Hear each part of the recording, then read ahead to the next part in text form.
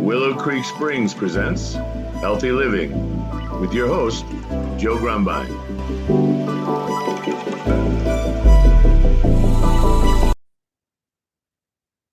Well, hello, and welcome to the Healthy Living Podcast. I'm your host, Joe Grumbine, and today we have back with us Dr. Robert Hoffman. Robert, welcome back to the show. How are you doing today? Always glad to be on your show. Well, especially today, right? And it's a good day today. It's a good day. It's a good day. Every day since you got your Met Pet is a good day. So true, so true. I'm sorry Scott wasn't on the call last weekend. I wanted to make sure he knew, but hopefully he knows. He'll be on. Yeah. I'll be on this week. So anyways, we left off with a great conversation. I had just gotten back from, well, actually our last episode was from Japan. I had just got back from the clinic. I just got the results. Their fancy word for you don't have cancer anymore is complete remission. And, it's just like when I got the other. What do they call it? A CR. Yeah, exactly. Or they'll call something, like they said, my tumor was resolved when they were reviewing the PET CT scan from before. Is NED. Okay, there you go. Valuable disease. Because Yeah. even Met Pet has a limit of detection. Yes. So. Well, and that's what I kind of want to talk about, But from the best we can do, from the most sensitive imaging in the world, you're cancer free. Exactly. And not only that, but remember, I just got that liquid biopsy test too. I mean, from now until forever.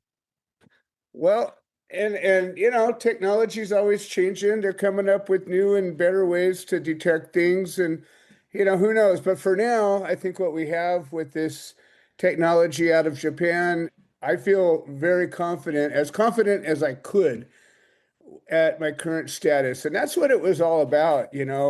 I had pretty good confirmation from the ENT, from the previous PET CT scan, from the MRI, all these different scans I've had indicated that I'm probably clear. But there's all this sort of, but there's this other thing going on. We don't know what it is. Maybe it's just your immune system. Maybe it's pneumonia. Maybe it's your knee is acting up. Maybe it's cancer. We just don't know entirely. And so this told me that it was not cancer. And I just, it took a load off of me. Like I always felt like I was carrying around a backpack full of rocks, even though, I felt like I got it. My heart said, I think we got it. I don't feel like I was fighting anything anymore, but without any level of certainty that, that as Dr. Exame would say, the highest level of evidence, that says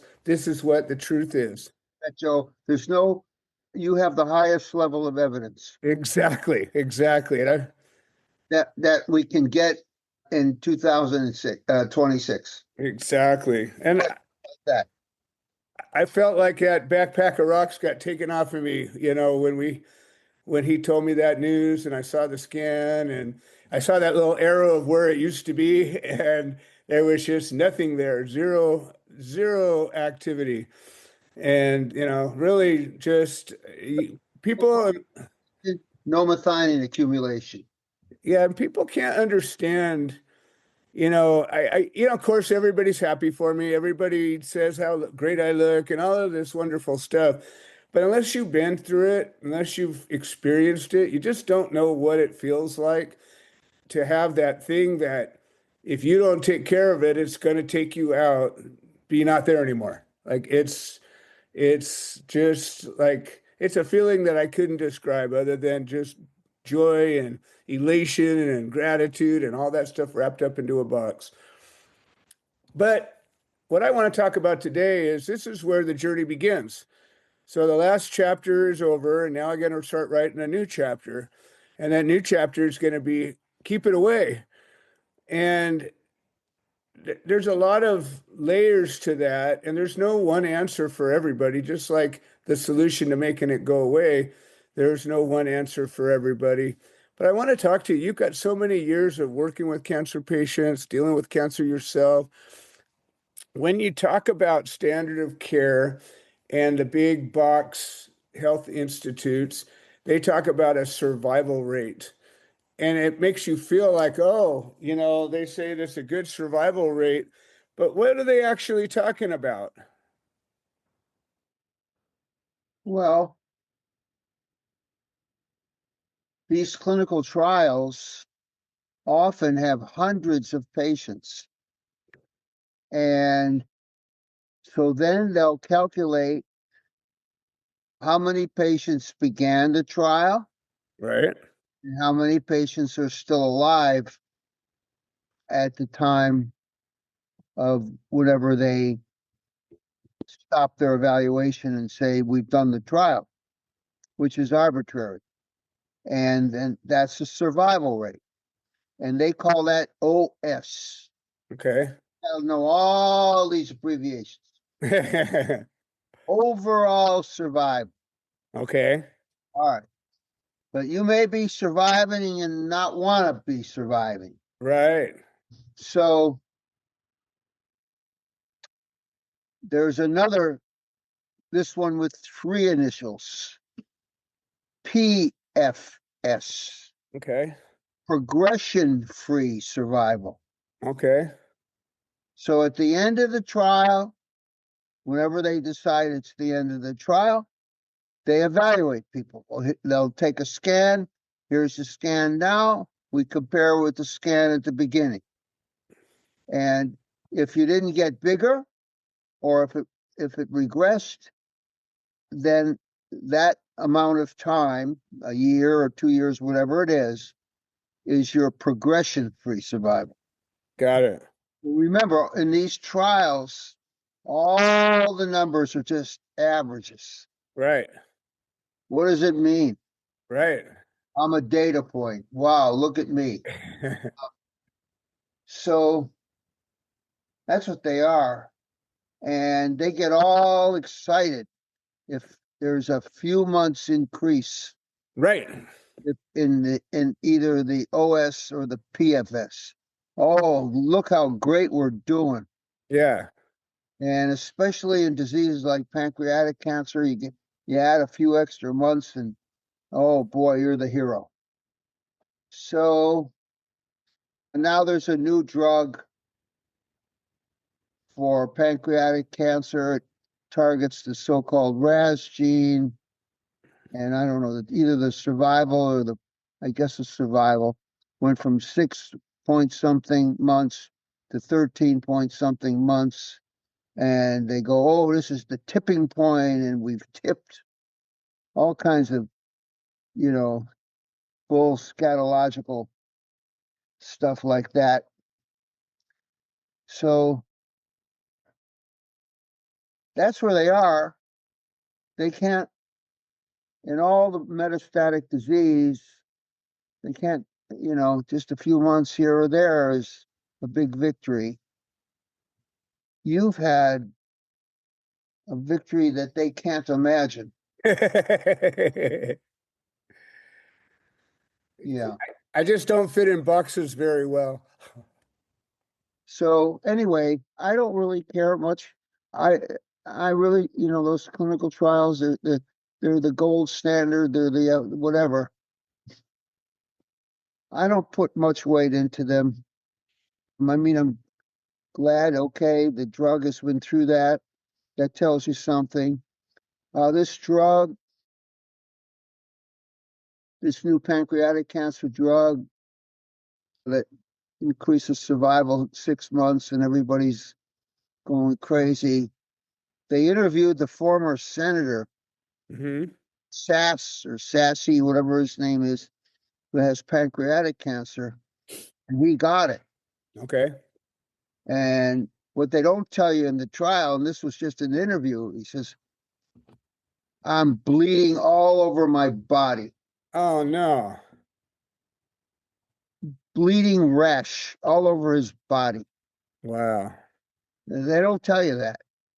Oh, it's toxicity is tolerable. I don't know. We did a study on the same drug. We haven't published it yet. And we show that that new drug, like almost everything we've tried, is synergistic with methionase on the cancer cells, but not the normal cells. So that's a good thing. But anyway, you got through all you got through. You had serious side effects because you were receiving very high doses of standard first line chemo. But where we stand now mostly is no pain, no gain. No, absolutely. I'd do it all again if I had to, knowing what I know now. What surprised, I think Dr. Sato was very surprised. He kind of believed what you told him and all that stuff. Right, right. His own met pet negative. Yeah, That blew him away. exactly, exactly. And he knows I didn't get the radiation. I didn't follow their cookie cutter God, approach. I didn't get the surgery. I didn't get the radiation, and it's gone. It's not, just think mostly. of how many million patients who have gotten head and neck squamous cell carcinoma and have been radiated and surgicalized into something worse than their disease. Yeah. So we're writing a new case report about you with you as a new paradigm. I love it. Well, we talked about that from the beginning, though. We did. But now that's all in the past, Joe. Exactly. Keep this thing from coming back. And I don't have the answer. What I do know is that you have to get very frequent. I mean, I would try to get another glucose standard PET within 6 months, if not earlier, even 3 months. And what do you know about? Okay, so this is one thing I talk about. Year. Get back there for the Met PET. Yeah, no, absolutely. I'm planning on going back to Japan in a year. My Yeah. question to you is this. It seems to me that aside from methionase and maybe some of the oxygen therapies, everything seems to be a double-edged sword, meaning Yes and no. I think ivermectin is pretty harmless. I agree. I agree. That's another one. Like it may be working. Yeah. I think uh, I would continue on it along with your low methionine diet, methionase. I would surely continue on the ivermectin. Okay. All right. You're taking the ozone. Is that what you're taking? Yeah, yeah. I make ozonated glycerin. I take that. Do that. Yeah, there's no side effects from that other than a Yeah, general even feeling of well-being. I would surely do it. The exercise. I exercise vigorously. The exercise. We I got s- I uh, sleep. My good 7 to 8 hours a day. I'm. not like the old days when you had that grapefruit on you. Yeah, exactly, exactly. And that was one of the biggest differences was I couldn't sleep. And I think, it seriously impaired my body's ability to do anything about it. Absolutely.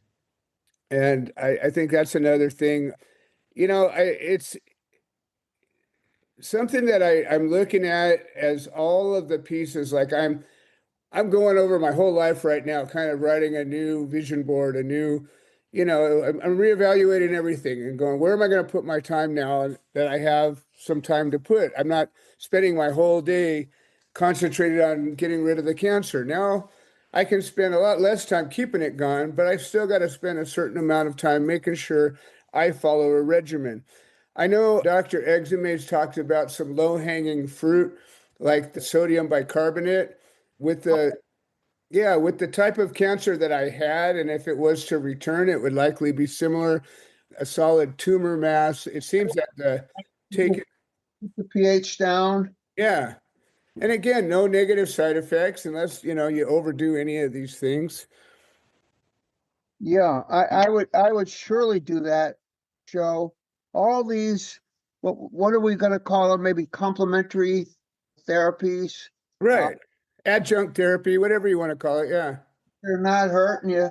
I mean, I would keep doing them. I mean, Yeah. and there's a, every one you take has some finite chance of helping. And so, each one is adding on to the other to the other. I would do it. I kind of look at it like this. It's like when you're stacking something together, I evaluate it. Is there something it could do to cause me harm? Like even some of the supplements, you take too much of them and it can get in the way of things. Things like antioxidants and I mean, we're only going to go. Hi, hang on one second. yeah, yeah. Thank you. Sorry, Joe. Okay, I'm back. Yeah, no worries. I paused it for a sec. So, I you mean, know, I look at a an equation, and the variables are the amount of energy I can put at remembering to do a thing. It's just like everything. Like when my life depended on it, I put off a lot of other things so that I could focus just on this. And my life still depends on it, but not in the same acute, immediate way. was before. Exactly. So now I look at it and go, okay, what can I manage? As a regimen. Like, I could do 20 things, or I could do 30 things, or I could do 5 things, or, I'm trying to come up with a regimen that I can follow without having to, literally I was having to write stuff down and all the different things to remember. Oh yeah, don't forget that, don't forget that, don't forget that. And I don't want to live my life, in a state of that. So I'm trying to come up with something that I can just, get in the habit of and stay with it. I think those things we're talking about are good. And that's one level, one layer of, the prevention. The other one is still dealing with some element of standard of care. You've talked about it before. Like Shahiro's worked with a maintenance chemo and oral chemo that she takes. There's hormone therapies. Mine's not hormone driven, so that's not really a thing. In that vein, I would stay with the Keytruda as long as Dr. Song will give it to you.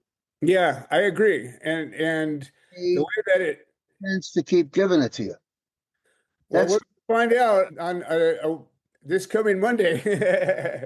pick me up, right? I am, absolutely. Yeah, yeah. We'll go see Dr. Sung together. Talk with him, uh, with you, along with you. Absolutely, absolutely. And I want you to be able to see his reaction when we share this with him. Because I know he's already probably seen the liquid biopsy report. So Yeah, he's already got that indicator. But this is just a whole nother level that I know he's going to appreciate when he sees it. Because he's also going to be looking at the glucose PET right alongside of it. So it's not I want him to see that you've lit up in your prostate. right. And we're So going to look at that. Yeah. on there, right? Yep. He's going to monitor. Yep. That's kind of a miracle of MetPet that it can pick up something like that. That glucose didn't even give one iota on it. Yeah. I didn't catch it at all. And that's another thing I wanted to talk to you about. So, when we talk about cancer and we talk about survival and we talk about, they talk about a 3-year survival, a 5-year survival. They don't really talk about much past that. Like they don't even really consider nobody's going to live 5 years past this treatment, but we do. And the other part of it is the progression side of things. So just because somebody has cancer, like I've seen many cases of prostate cancer where, they still have it, but it hasn't progressed. It remains, I don't know if I call it benign, but certainly not malignant. It's not spreading, it's not metastasizing, it's not mutating, it's just sort of sitting there, maybe trying to grow a little bit, but it's not doing what the squamous cell tumor was doing.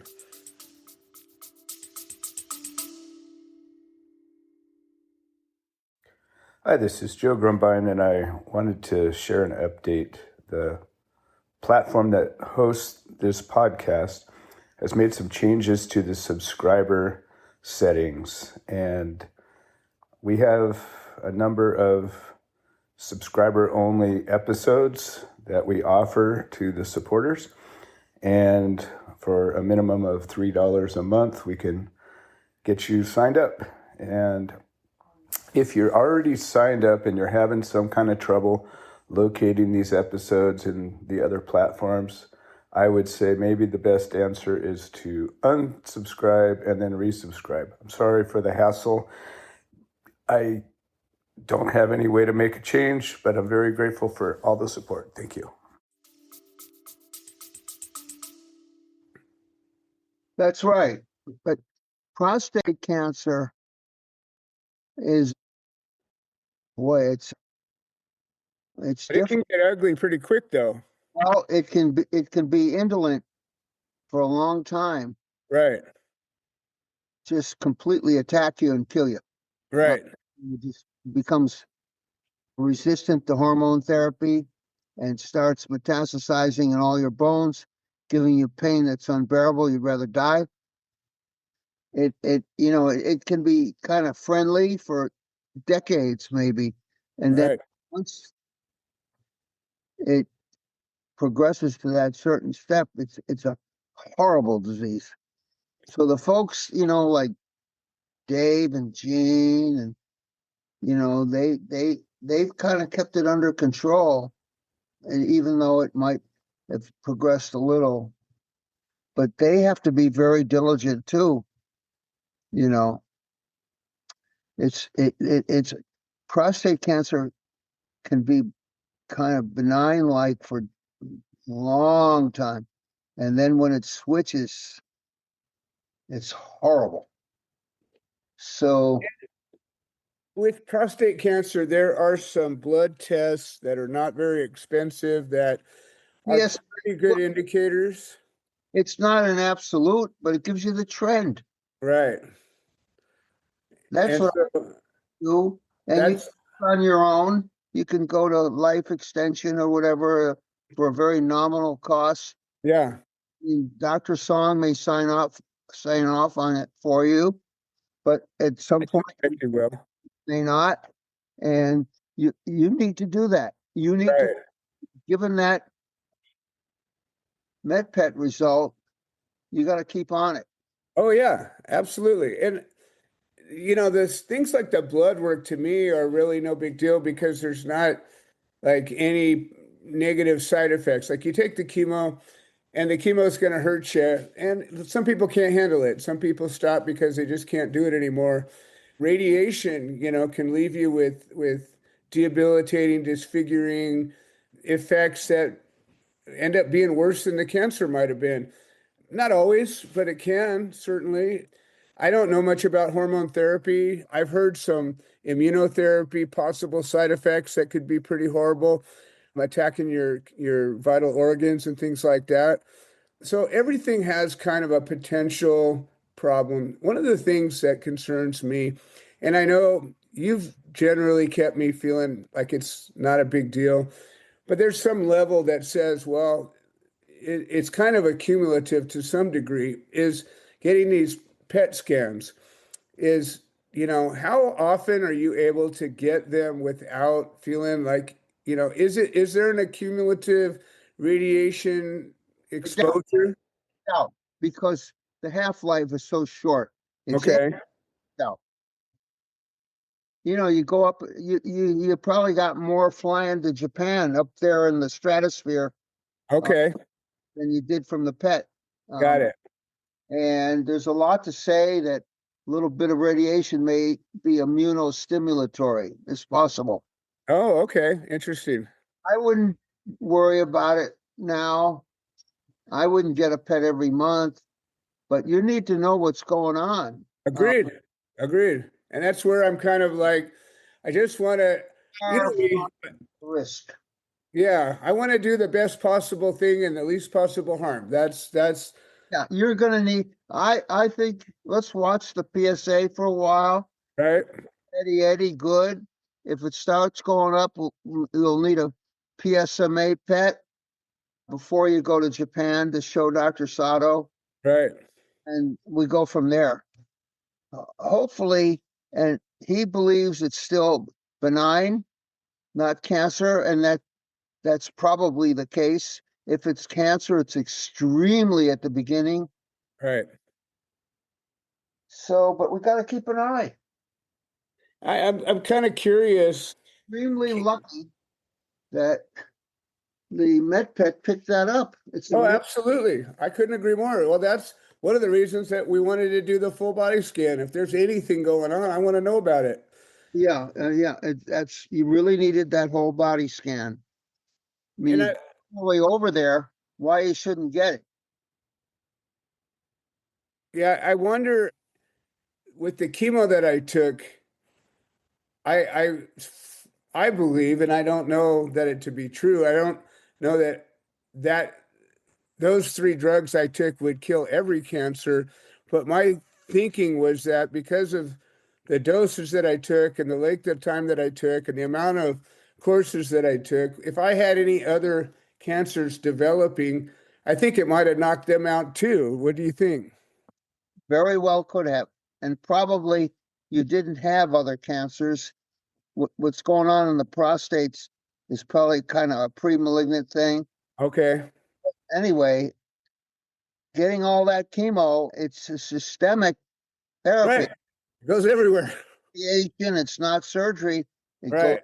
over the body. Yeah. And that was part of why I was so opposed to the radiation, because what they were trying to do was treat an area that was already treated. And their reasoning was, well, it just gives us better results. And I even told them, I go, if I've got a problem, it's not going to be right there anymore. It's going to be floating around looking for a place to land, and your radiation's not going to touch it. Guideline says do it, they do it. Yeah. There's no need to think about it. Yeah, exactly. Well, I feel, That's the way it is. And that's yeah, the big downside of going to these big institutions, which right. must follow the guidelines, as opposed to small private practices like Dr. Castro or Dr. Song. I wonder, does Dr. Castro know about this? Have you talked to him? I think I have, but I'll make sure. Yeah, yeah, as I haven't. Last time he saw me, it was at its worst.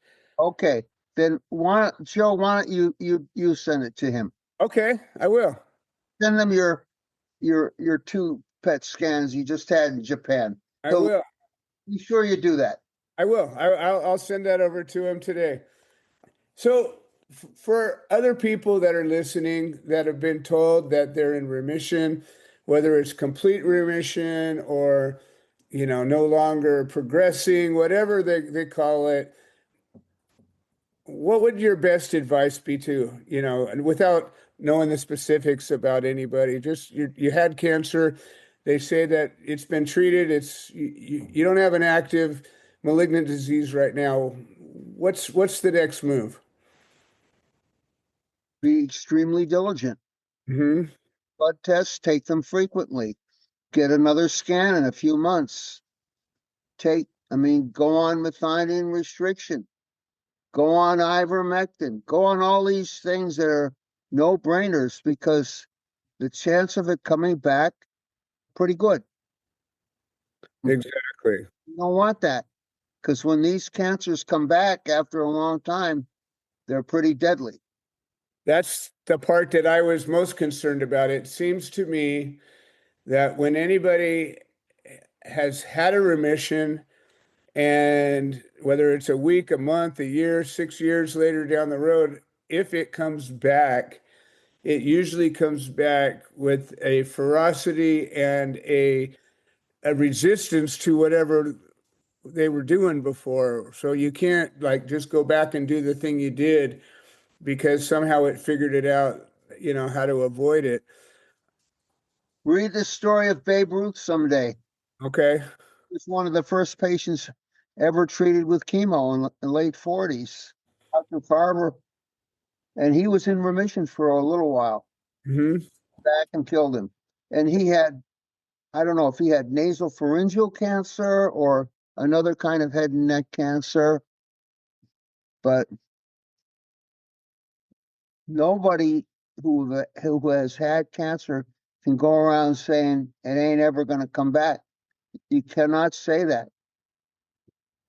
Well, I couldn't agree more. And that's part of what this show's about. I've made a pledge that I'm going to help people for the rest of my life best as I can. And so sharing my journey, I think, helps in a lot of ways because it shows people what's possible.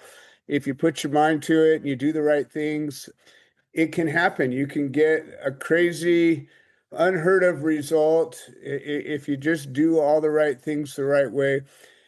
But most importantly, I'm going to show along the way, and we're going to come back and look at this in 6 months and a year and 5 years and 10 years. And we're going to keep talking about it in real time because I think that is equally as important. And I just want to make sure that, if there's something I can do to cause a person to think or to inquire or to maybe take an action that will cause them to have a better quality of life and a longer lifespan, I just want to make sure that we're doing it. Absolutely, Joe. Diligence is the word. Agreed.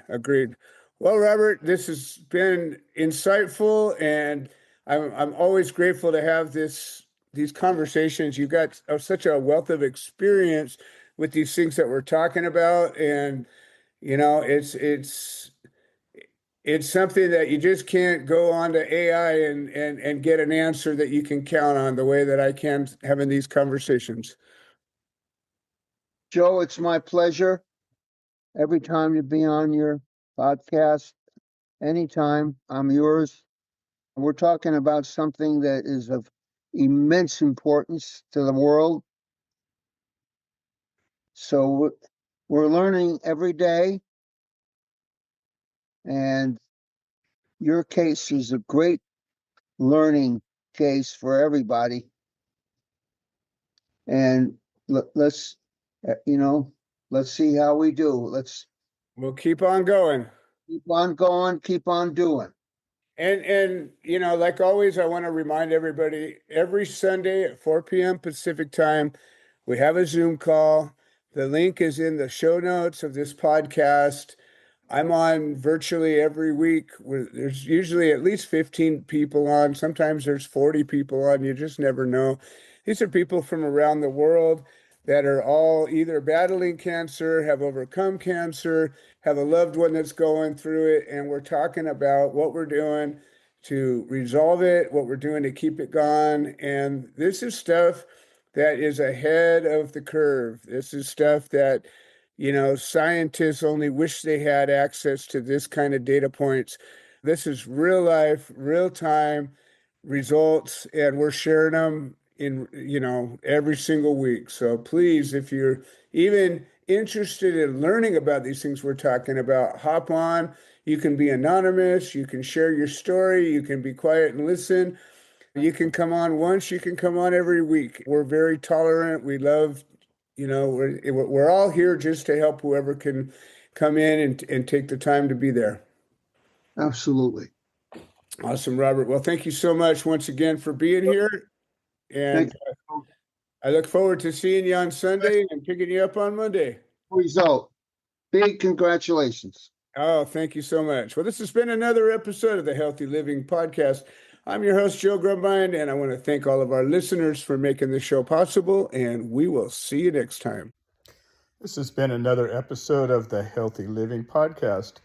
We produce this show so that people can share their stories, people that have overcome obstacles, people that are undergoing obstacles. We're building a community of health-minded individuals. If you're interested in supporting the show, please leave a review on the platform you're listening to it on.